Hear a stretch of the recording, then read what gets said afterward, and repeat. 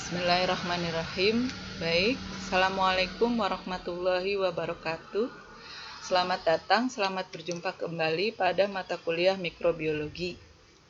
Kali ini pertemuan kedua dengan membahas struktur dan fungsi sel mikroba.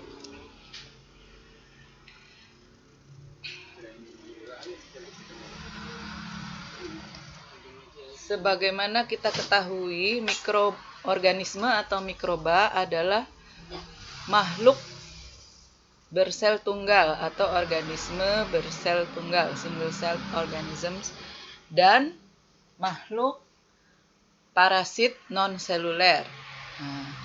Organisme yang bersel tunggal ini contohnya bakteri, dan parasit non-seluler ini contohnya virus. Ini yang akan kita bahas dalam mikrobiologi, meskipun mikroorganisme itu juga membahas mengenai fungi, alge mikroskopik, dan juga protozoa. Ini contoh dari sel Bacillus anthracis, ya, penyebab penyakit antraks. Jadi ini penyakit orang yang terkena antraks, dan ini adalah sel-sel bakteri Bacillus anthracisnya. Jadi apa itu sel? Sel adalah unit struktural dan fungsional dasar dari semua makhluk hidup. Karena semua makhluk hidup terdiri atas satu atau lebih sel. Dan semua sel berasal dari sel sebelumnya. Jadi itu definisi sel, dan ini merupakan statement atau pernyataan dari teori sel, teori tentang sel, ya. Nah, sel-sel ini mungkin kalian sudah belajar waktu biologi sel, ya. Kita hanya sedikit mereview saja dan langsung mengarah ke sel-sel yang dipelajari pada mikrobiologi ini, yaitu sel bakteri dan virus. Jadi sel ini secara garis besar dibagi menjadi dua kelompok besar, yaitu prokariot dan eukariot. Dan juga ada partikel-partikel parasit non-seluler yang dipelajari dalam mikrobiologi seperti virus, viroid, dan prion. Apa itu virus, viroid, dan prion? Apa bedanya dengan, apakah mereka tidak memiliki sel? Benar. Jadi contohnya seperti virus ini. Virus itu hanya terdiri atas materi genetik, ya, asam nukleat, dan juga kapsomer yang membentuk kapsid, ya, berbahan protein. Jadi minimal dua molekul ini, asam nukleat dan protein, membentuk virus, partikel virus. Nah, partikel virus juga ada yang memiliki tambahan, molekul tambahan, misalnya berupa fosfolipid, ya, yang disebut dengan virus beramplop atau virus berselubung. Nanti kita akan lebih jelas pada pembahasan virus, ya. Nah, kita juga akan berkenalan dengan viroid dan prion. Apa bedanya dengan virus? Kalau viroid itu adalah molekul RNA saja yang bersifat infeksius. Jadi dia bisa menyebabkan penyakit. Contohnya adalah penyakit tanaman, ya, yang menghalangi metabolisme pada tumbuhan. Viroid ini juga menular seperti virus. Nah, ini contohnya. Contoh dari viroid. Sementara prion adalah molekul protein yang infeksius.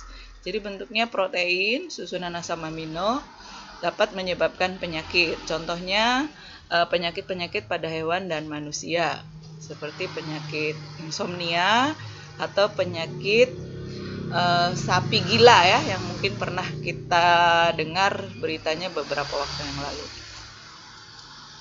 Nah, sedangkan sel eukariotik ini hanya ulasan sebentar saja, karena waktu itu Anda sudah belajar, ya, di biologi sel, bahwa sel eukariotik itu setidaknya memiliki membran plasma. Nah, ini adalah gambar sel eukariotik ideal, ya. Seperti kita ketahui ada membran plasma, ada retikulum endoplasma, mitokondria, ribosom, nukleus, nukleolus, materi genetik, DNA, kemudian juga ada RNA, ada membran inti, ada badan Golgi, kemudian sitoplasma, mitokondria, kloroplas, dan sebagainya. Nah, sementara sel prokariotik ini komponennya hanya terdiri atas dinding sel, membran sel, kemudian sitoplasma, dan nukleoid atau daerah inti. Jadi, organisme prokariot itu sangat sederhana dibandingkan dengan eukariot. Nah, yang banyak akan kita pelajari dalam mikrobiologi ini adalah sel-sel prokariot ya, terutama bakteri, baik Eubacteria maupun Archaea. Ini adalah tabel perbandingan perbedaan prokariot dan eukariot, mulai dari materi genetiknya ya, terpisah atau tidak dari sistem dari sitoplasma, terpisah atau tidak dari sitoplasma melalui sistem membran, yaitu ada membran inti, retikulum endoplasma, dan seterusnya. Prokariot ini tidak, dan eukariot ya. Kemudian diameter selnya, prokariot jauh lebih kecil, sementara eukariot relatif lebih besar. Prokariot tidak memiliki mitokondria, kloroplas, dan retikulum endoplasma serta Golgi kompleks, sementara eukariot memiliki.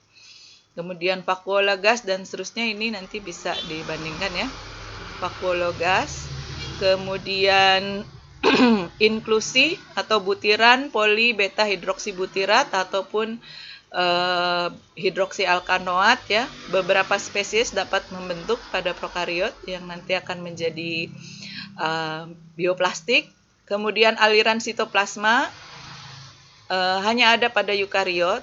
Demikian juga kemampuan untuk mengingesti partikel makanan juga ada pada beberapa eukariot. Kemudian perbedaan pada flagelnya, ukurannya, kemudian susunannya juga berbeda. Ketahanan endospora ya, yang tahan terhadap panas itu hanya ada pada prokariot. Beberapa prokariot bisa menghasilkan endospora yang tahan panas. Kemudian molekul-molekul seperti polyunsaturated fatty acid atau asam lemak rantai tidak jenuh banyak ya. Kemudian juga asam muramat pada dinding sel ya, hanya ada pada prokariot yang nanti kita sebut dengan peptidoglikan. Kemudian pembelahannya dengan mitosis pada eukariot, sementara pada prokariot itu dengan pembelahan biner. Kromosomnya dan ribosomnya juga berbeda ya. Kemudian ini ukuran relatif dari mikroba ya. Ini bakteri yang akan kita pelajari di mikrobiologi, perbandingannya dengan sel, di sini sel hewan. Ini sangat jauh, oleh sebab itu perbesarannya perlu sangat kuat ya mikroskopnya untuk mengamati bakteri. Nah, sementara virus ini ukurannya sangat jauh lebih kecil lagi, sehingga dengan mikroskop yang ada di lab kita tidak bisa mengamati virus. Selanjutnya, ini juga masih perbandingan ya, beberapa jenis bakteri dan virus. Kemudian, kita lebih mendalam pada prokariot. Prokariot ini dimiliki oleh organisme-organisme dalam domain bakteria dan archaea. Yang dulu kita masuk ke dalam kingdom bakteria ya, kingdom prokariota. Sel-selnya sederhana, tanpa nukleus ataupun organel yang memiliki membran. Jadi DNA-nya tergeletak begitu saja di sitoplasma tanpa memiliki membran inti ya. Itu salah satu ciri dari prokariot. Nah, ini juga gambar lain ya. Prokariot itu memiliki nukleoid yang berisi DNA ya, tanpa dilapisi membran inti. Kemudian membran plasma dan dinding sel. Kemudian ada ribosom dan sitoplasma. Jadi yang dicetak merah ini yang dimiliki oleh semua prokariot, sementara yang lain itu tambahan, ada pada beberapa jenis dan tidak ada pada jenis lain. Pili, kapsula, plasmid, flagella, fimbriae, kemudian membran plasma semua punya ya. dinding sel, kapsula, dan badan inklusi. Jadi ini struktur yang dimiliki oleh prokariot. Bakteri itu kebanyakan sel prokariot dimiliki oleh bakteri. Jadi sel-sel bakteri ini adalah representasi dari sel-sel prokariot. Bentuk-bentuk dari bakteri ini setidaknya ada 3 macam, yaitu bulat-bulat atau kokus, kemudian panjang-panjang atau basil, dan helix atau disebut spirillum. Nah, ini skematiknya, gambar skematiknya, sementara ini gambar dari mikroskop, tangkapan dari mikroskop. Jadi klasifikasi bakteri itu salah satunya adalah berdasarkan bentuk selnya. Ini hasil pengamatan di bawah mikroskop dengan perbesaran 1000 kali, yang kokus seperti ini, bulat-bulat, basil seperti ini, spiral. Mungkin dari sejak SMA kita sudah banyak mengenal ya, kokus, basil, spiral, dan seterusnya. Kita lebih mendalam lagi. Ini kalau hasil mikroskop elektron, kalau tadi mikroskop cahaya, ini hasil mikroskop elektron seperti ini, kokus, basil, panjang-panjang, dan spiral. Kenapa bisa ada bentuk-bentuk yang bergandengan, dua-dua, memanjang membentuk rantai? Mungkin ya dulu kita mengenal adanya Diplococcus, Streptococcus, dan sebagainya. Ternyata ini adalah akibat pembelahan dari arah pembelahan dari bakteri itu. Arah pembelahan satu bidang membentuk rantai Streptococcus, kalau dia langsung putus jadi Diplococcus. Arah pembelahan 2 bidang membentuk tetrad, 3 bidang membentuk sarkina, dan bidang yang banyak, arah pembelahan bidang banyak membentuk Staphylococcus, yang dulu sering kita sebut sebagai anggur ya, seperti rangkaian anggur. Sementara pada basil itu rangkaiannya dia basil tunggal, diplobasil dua-dua, atau streptobasil membentuk rantai. Ada juga yang basil mirip kokus ya, sering kita sebut Coccobacillus. Jadi susunan sel-sel pada bakteria ini penting karena menjadi salah satu kunci dari klasifikasi atau identifikasi bakteri. Nah ini, jadi klasifikasi bakteri penting. Salah satu yang paling penting adalah susunan selnya. Misalnya ini Diplococcus, ini hasil mikroskop cahaya, ini hasil mikroskop elektron. Contohnya Neisseria gonorrhoeae, ini adalah bakteri gram negatif Diplococcus.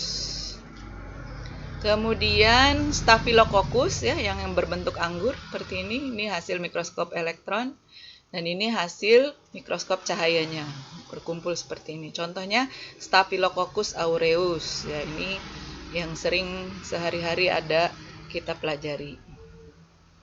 Kemudian ada juga Streptococcus, bentuk rantai ya, contohnya Streptococcus pyogenes, Streptobacil, bentuk rantai dari sel panjang. Kemudian pada bakteria ini selain susunan sel juga yang penting adalah komponen dinding selnya. Dinding sel bakteria sangat unik ya, karena mengandung molekul yang namanya peptidoglikan. Peptidoglikan adalah struktur polisakarida atau gula ya, yang disusun secara bersilang dengan rantai peptida atau rantai asam-asam amino. Jadi makanya disebut peptidoglikan. Peptido itu kan peptida ya, dari asam amino, glikan dari gula.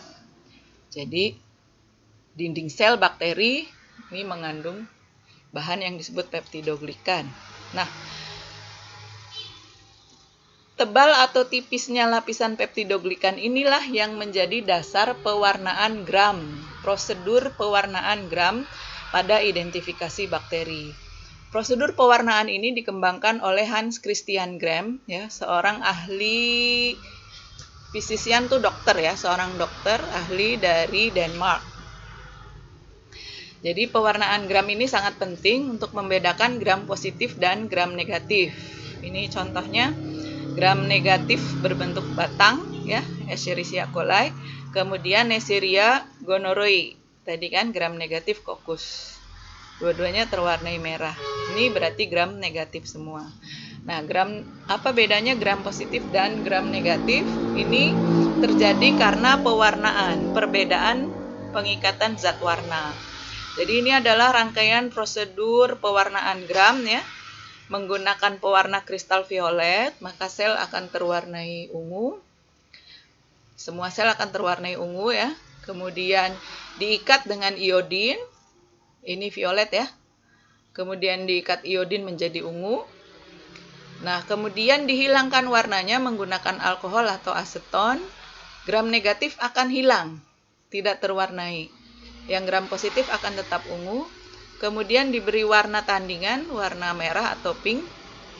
Bisa methyl red ataupun safranin. Maka gram negatif akan terlihat berwarna merah dan gram positif akan tetap berwarna ungu. Nah, seperti itu nanti pengamatannya ada contohnya ya. Nah, gram positif akan berwarna ungu, baik yang Coccus maupun yang batang, yang basil. Gram negatif akan berwarna merah. Kalau di bawah mikroskop kira-kira seperti ini. Ini campuran Escherichia coli dan Staphylococcus aureus. Jadi yang biru atau violet atau ungu ini adalah Staphylococcus aureus, gram positif berbentuk Coccus. Sementara yang panjang-panjang berwarna merah ini adalah Escherichia coli, gram negatif berbentuk batang. Mengapa bisa terwarnai berbeda antara gram positif dan gram negatif? Ternyata karena komposisi dinding selnya yang berbeda. Pada gram positif, kandungan atau lapisan peptidoglikannya cukup tebal. Ini hasil mikroskop elektron, ini skematiknya. Nah, lapisan tebal peptidoglikan inilah yang mengikat kristal violet, pewarna kristal violet. Sementara pada gram negatif, ini lapisan peptidoglikannya sangat tipis dan ditutupi oleh dua membran dalam dan membran luar. Sehingga ketika diberi warna itu, kristal violet itu tidak mengikat, ya, tidak mengikat kristal violetnya. Jadi ketika didecolorize atau dilunturkan warnanya menjadi hilang. Dan ketika diberi warna tandingan dia menjadi berwarna merah. Gitu. Nah ini. Jadi secara biokimia kelompok besar bakteri ini dibedakan menjadi gram positif dan gram negatif. Yang lapisan peptidoglikannya tebal akan terwarnai, disebut gram positif, bakteri gram positif. Sementara yang lapisan peptidoglikannya tipis, tidak terwarnai, maksudnya tidak terwarnai kristal violet lah, menjadi termasuk ke dalam bakteri gram negatif. Ada juga bakteri-bakteri yang memiliki dinding sel unik. Misalnya memiliki dinding sel tahan asam, disebut bakteri-bakteri tahan asam. Contohnya Mycobacterium, genus Mycobacterium yang contoh spesiesnya Mycobacterium tuberculosa itu adalah bakteri yang khas. Tidak bisa hanya diidentifikasi dengan gram positif atau negatif saja, tapi harus diidentifikasi pewarnaan tahan asam. Kenapa? Karena dia memiliki lipid yang unik pada dinding selnya yang disebut dengan asam mikolat. Jadi tidak bisa didecolorize ketika dites dengan pewarnaan gram. Nah, lalu bagaimana pertumbuhan bakteri? Bakteri ini kalau kita mau mengamatinya menggunakan media. Media untuk pertumbuhan bakteri bisa berupa media padat ataupun media cair. Nanti dalam praktikum akan dipelajari ya. Ada cawan agar, kemudian ada agar miring, dan ada kultur pada air kaldu atau media cair ya. Kemudian kebutuhan atmosfernya ada yang aerobik, anaerobik, mikroaerofil. Ada juga fakultatif, anaerob fakultatif dan anaerob obligat. Kebutuhan suhunya pada umumnya 30 derajat Celcius, tetapi ada juga yang ekstrim dingin maupun ekstrim panas. Kebanyakan bakteri yang penting dalam pembahasan klinis atau kesehatan biasanya tumbuh dalam semalam atau dalam beberapa hari pada suhu ruang atau suhu tubuh, karena dia optimal pada suhu makhluk yang diinfeksinya. Contohnya Mycobacteria bisa tumbuh dalam beberapa bulan pada suhu tubuh. Bahkan beberapa tidak bisa ditumbuhkan sama sekali dengan menggunakan media buatan, hanya mau ditumbuhkan pada media alaminya. Ada beberapa bakteri yang dapat menghasilkan lapisan lendir atau kapsula. Ini contohnya adalah bakteri ya, yang berbentuk batang ini bakteri yang menempel pada permukaan gigi kita. Jadi kalau gigi kita jarang digosok ya, dalam keadaan kotor, ada sisa makanan, sisa makanan gitu ya. Itu akan dipakai oleh bakteri yang ada di permukaan gigi untuk berkembang biak dan untuk menghasilkan kapsula ataupun lendir untuk menempel pada substrat gigi kita itu. Nah, lama-kelamaan ini akan mengakibatkan gigi rapuh ya. Ini jadi keistimewaan bakteri. Kemudian bakteri juga memiliki pili atau pilus ya, filamen-filamen yang menempel pada permukaan tubuhnya. Ini juga berfungsi untuk menempel pada substrat, melekatkan tubuh bakteri pada substrat. Beberapa prokariot juga memiliki flagela. Ya, ini contohnya digunakan untuk lokomosi atau pergerakan. Kemudian ini struktur flagela pada bakteri ya, berbeda dengan flagela pada eukariot. Nah, flagela pada bakteri ini disebut sebagai roda karena dia berputar dengan sangat cepat yang menyebabkan tubuh utamanya terdorong ya, bergerak. Kemudian reproduksi pada prokariot itu pada umumnya aseksual melalui binary fission atau pembelahan biner. Ya, jadi satu sel terjadi pembagian DNA, kemudian selnya melekuk terbagi dua. Demikian juga dinding selnya, lalu terbelah menjadi dua. Hanya seperti itu saja, sangat sederhana. Berbeda dengan eukariot yang ada tahap-tahap yang kita pelajari sebagai mitosis maupun meiosis. Ini proses terjadinya pembelahan biner ya. Sel-sel anakannya identik kopiannya dengan indukannya dua-duanya. Ini tidak terjadi pada prokariot. Meiosis dan mitosis tidak terjadi pada prokariot. Nah, reproduksi aseksual terjadi melalui pembelahan biner. Tidak ada reproduksi seksual yang sebenarnya pada prokariot. Namun ada yang disebut sebagai transfer materi genetik secara horizontal.